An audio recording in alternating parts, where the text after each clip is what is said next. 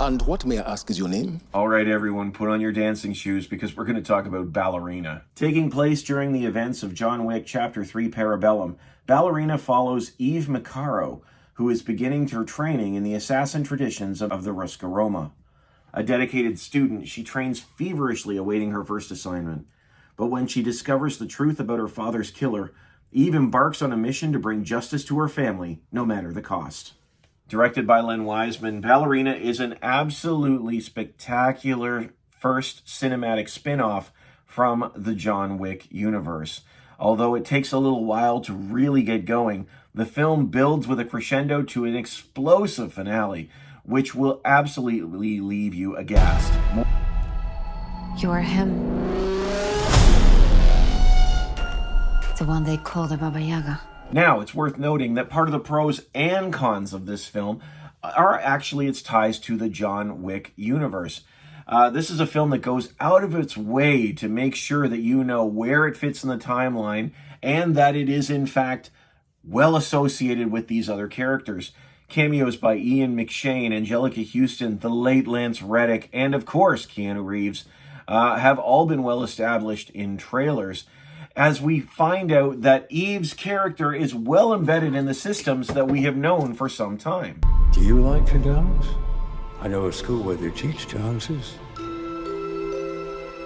I could take you there if you'd like. For many fans, although Eve is a brand new character, this sort of association sort of validates her existence as a film and as a spin-off, and justifies her relationships with some of these characters. How do I start doing what you do? Looks like you already have. However, at the same time, these connections, while very important, also can threaten to minimize the importance of Eve's journey. After all, if you're sitting there waiting for the next scene in the Continental with Ian McShane or John Wick to finally emerge from the shadows, it can actually minimize the importance of Ana de Armas' character and her journey. You must become the assassin. As Eve, Ana de Armas does a wonderful job bringing compassionate heart to the sort of cold-blooded killer we've come to associate with this world.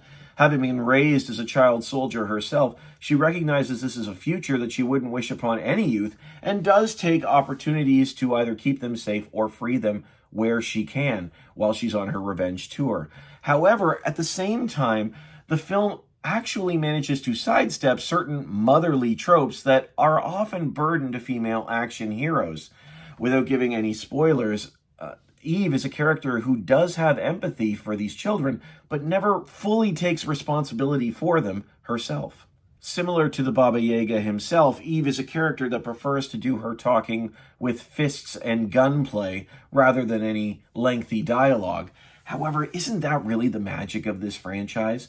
The John Wick world and now Ballerina are known for their jaw-dropping stunt choreography, and that is fully on display here. In each one of the Wick's films, and now this, there are slight references to other films that are known for their visuals, whether it's Modern Times or, in this one, The Three Stooges, which strangely works.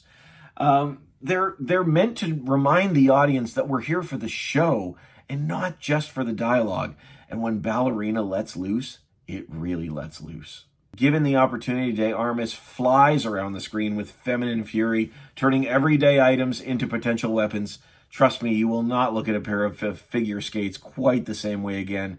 And without giving spoilers, there is a scene where she opens a box and simply says, "Cool," and the ensuing weaponry fight is something that I have never seen before and actually gave me goosebumps in theater.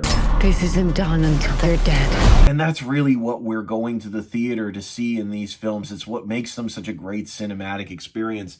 I have no doubt that in future entries, and they are planning on future entries, with Eve, we will get to know her character and care more. But right now, it's all about the visuals. And don't let that be taken as a criticism, because the first John Wick was the same way. We came out of there wanting to see more, not know more, and over time we got to care about his character. And I certainly think that's the case with Eve, and it's exactly why I want more of Ballerina. When you think of me, you should think of fire. Ballerina is available in theaters on June 6, 2025.